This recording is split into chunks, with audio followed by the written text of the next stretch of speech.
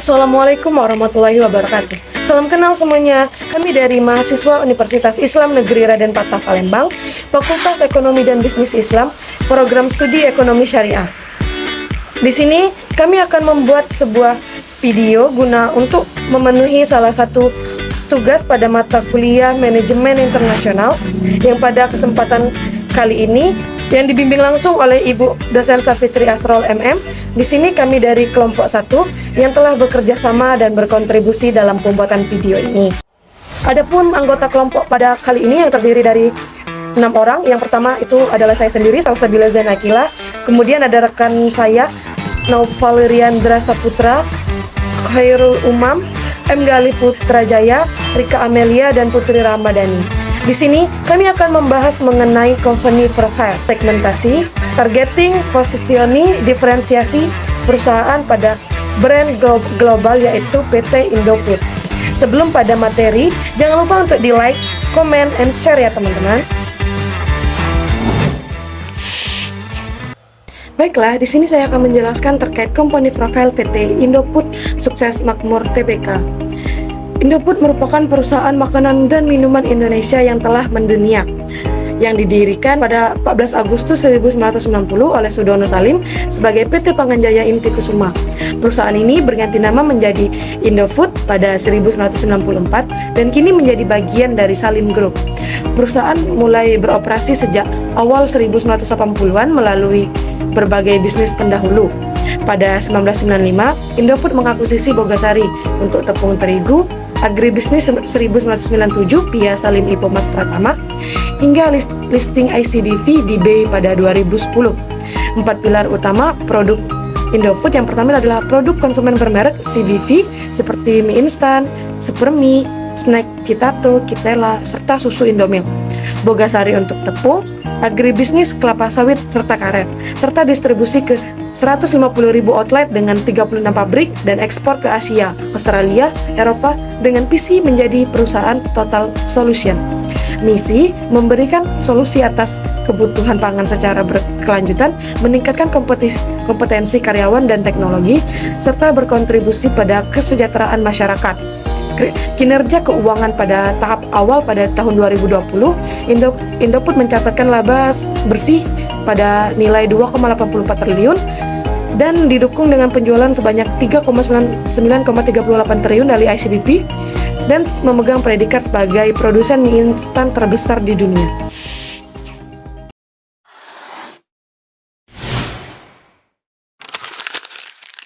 Selanjutnya yaitu segmentasi Indofood. Indofood menerapkan strategi segmentasi pasar agar produknya dapat diterima di berbagai negara dengan kebutuhan dan preferensi yang berbeda-beda. Yang pertama itu segmentasi geografis, yaitu menyesuaikan produk berdasarkan wilayah. Contohnya, Indomie memiliki rasa kari di Timur Tengah dan rasa pedas di Asia.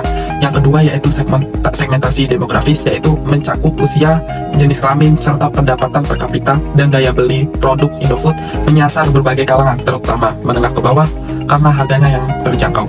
Dan yang ketiga, segmentasi psikografis, yaitu berdasarkan gaya hidup dan psikotropi, kepribadian, minat, dan sikap konsumen.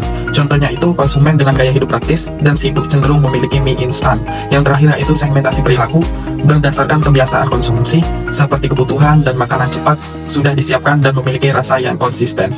Dengan strategi tersebut, Indofood mampu menjangkau pasar produk dan bersaing di berbagai negara. Targeting adalah strategi perusahaan dalam menentukan kelompok konsumen mana yang akan menjadi fokus utama dalam pemasaran produknya. PT Indofood Sukses Makmur Tbk menerapkan strategi targeting yang cukup luas karena produknya mencakup berbagai makanan dan minuman. Secara umum, Indofood menargetkan seluruh lapisan masyarakat Indonesia, mulai dari kalangan menengah ke bawah hingga kalangan menengah ke atas. Untuk produk seperti mie instan, Indofood menyasar konsumen dengan harga terjangkau hingga cocok untuk para pelajar, mahasiswa, dan keluarga. Sementara itu, untuk produk premium seperti makanan ringan atau minuman tertentu, Indofood juga menargetkan konsumen dengan daya beli lebih tinggi. Selain itu, Indofood juga melakukan targeting berdasarkan usia. Anak-anak, remaja, hingga orang dewasa. Misalnya, anak-anak produk susu dan kopi untuk remaja dan dewasa. Gaya hidup masyarakat yang membutuhkan makanan praktis dan cepat saji seperti mie instan. Kemudian ada wilayah, pasar lokal Indonesia dan internasional karena produk Indofood sudah diekspor ke berbagai negara. Dengan strategi targeting yang beragam ini, Indofood mampu menjangkau pasar yang sangat luas dan mempertahankan posisinya sebagai salah satu perusahaan ternama perusahaan makanan terbesar di Indonesia. Positioning. Indofood memposisikan dirinya sebagai perusahaan Total Food Solutions, yaitu perusahaan yang mampu menyediakan berbagai kebutuhan pangan masyarakat secara lengkap dan terintegrasi. Indofood menghadirkan beragam produk, mulai dari makanan olahan, bumbu dan penyedap, minuman, hingga bahan makanan yang berkualitas tinggi, aman, dan tetap terjangkau. Selain itu, Indofood juga dikenal sebagai pemimpin pasar di industri makanan Indonesia, terutama pada kategori mie instan, makanan ringan, dan produk susu. Indofood juga menonjolkan kualitas dan inovasi dalam setiap produknya. Perusahaan terus mengembangkan produk baru agar sesuai dengan selera dan kebutuhan konsumen. Salah satu contohnya adalah Indomie yang diposisikan sebagai mie instan dengan cita rasa yang khas, berbeda dari produk lain dan dekat dengan masyarakat.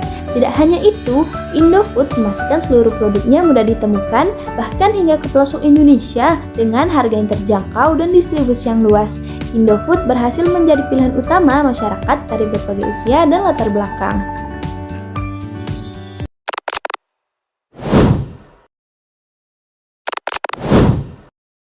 Pernah nggak sih kalian mikir kenapa produk Indofood itu selalu ada di mana-mana dan tetap jadi yang favorit? Nah, di video ini kita bakal bahas strategi diferensiasi dari PT Indofood Sukses Makmur Tbk dengan cara yang santai dan mudah dipahami. Baiklah, yang pertama yaitu variasi produk yang super banyak. Indofood gak cuma jual mie instan aja, mereka punya banyak produk, mulai dari snack, susu, minuman, sampai bubuk masak. Contohnya, selain mie instan, ada juga seperti Citato dan Indomil. Jadi, hampir semua kebutuhan makanan ada. Yang kedua, yaitu inovasi rasa yang nggak ngebosenin. Kalau kita lihat Indomie, rasanya itu nggak cuma satu atau dua, ada rendang, soto, ayam geprek, sampai rasa-rasa unik lainnya. Ini bikin konsumen nggak cepet bosen dan selalu penasaran nyobain varian baru. Ketiga, brand yang udah kuat banget. Siapa sih yang nggak kenal Indomie? Bahkan di luar negeri pun banyak yang suka. Brand Indofood itu sudah dipercaya, jadi orang cenderung memilih produk yang mereka tanpa pikir panjang. Dan keempat, mudah ditemukan di mana aja. Mau di warung kecil, minimarket, atau supermarket, produk Indofood pasti ada. Itu karena jaringan distribusi mereka luas banget. Dan yang kelima, itu menyesuaikan selera pasar. Indofood juga pintar banget menyesuaikan rasa sesuai daerah atau negara. Maka produk mereka bisa diterima banyak tempat, bahkan sampai ekspor ke luar negeri. Jadi kesimpulannya, Indofood itu beda karena produknya banyak dan beragam, rasa terus inovatif, brand kuat, mudah didapat, bisa menyesuaikan pasar. Itulah bikin Indofood tetap jadi raja industri makanan. Nah, inilah penjelasan dari kelompok kami. Semoga bermanfaat. Wassalamualaikum warahmatullahi wabarakatuh.